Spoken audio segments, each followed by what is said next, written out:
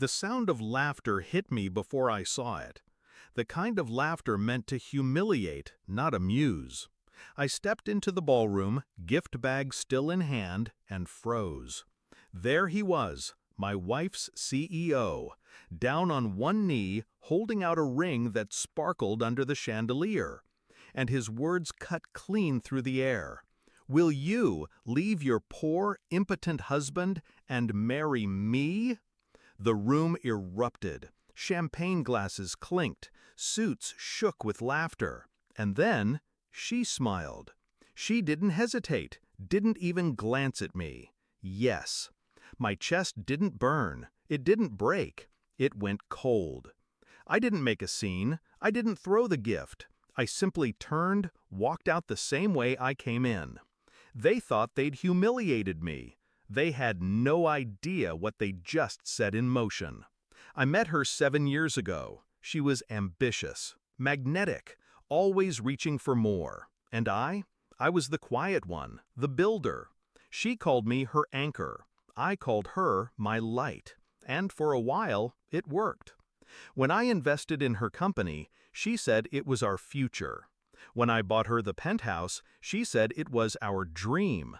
When I gave her everything, time, trust, money, she said it was love. But love doesn't leave you in a ballroom, laughing with strangers, calling you impotent. The signs were there, long before the proposal. Late nights at work. Trips that didn't include me. The way her phone flipped face down when I entered the room. And her CEO, slick smile, rehearsed charm, always too close. I saw it. I filed it away. And I stayed silent, because I knew patience is sharper than rage. The night of the party when she said yes to him, she thought she'd won. She thought she was trading up. What she forgot was structure. The very structure she stood on, her salary, her bonuses, her shares, were all built on my stake. 90% of the company. Signed, sealed, untouchable. So I went home, poured a drink, and started pressing keys. Step 1, I logged into the corporate account. Every business trip, every team-building retreat, every event she'd scheduled, I canceled them all. Hotels released, jets grounded, cards declined. Step 2, I froze the discretionary funds. The endless flow of cash she used to impress people who thought she earned it. With one command, it was gone. Step 3, I called my attorney. Triggered the clause I'd been holding in silence for months. The buyout option. At market value. $357 million. Liquid. Mine. By midnight, my phone wouldn't stop vibrating. 156 missed calls.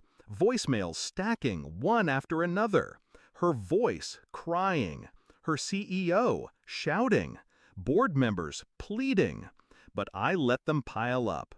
Because the same silence they mistook for weakness was the silence that destroyed them. At 2 a.m., there was a knock at my door. Not frantic, not timid, deliberate. I opened it to find her.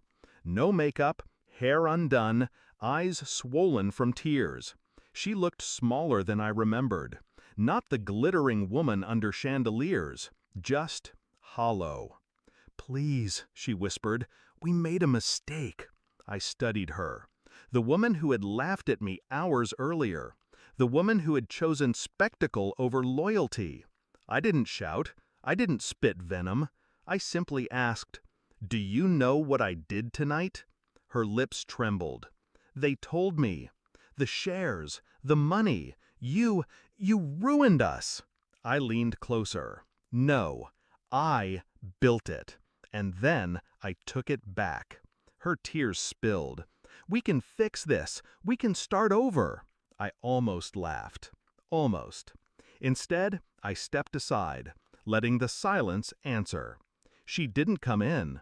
She knew she wasn't welcome. In the weeks that followed, the empire crumbled. The CEO was ousted in disgrace. His proposal leaked online. recorded by some guest eager for gossip. Headlines called him a predator, a fool. Investors fled. My wife, or rather my ex-wife, became a pariah. No job offers, no invitations, just whispers about betrayal and humiliation. And me? I walked away with $357 million. My name intact, my silence unbroken. I don't miss her. I don't miss them. What I remember most is the laughter in that ballroom. The sound of dozens of people mocking me, certain they were watching my downfall. But here's the truth. I don't raise my voice. I don't beg. I don't fight in the open. I wait. I calculate. And when the moment comes, I don't just win. I erase.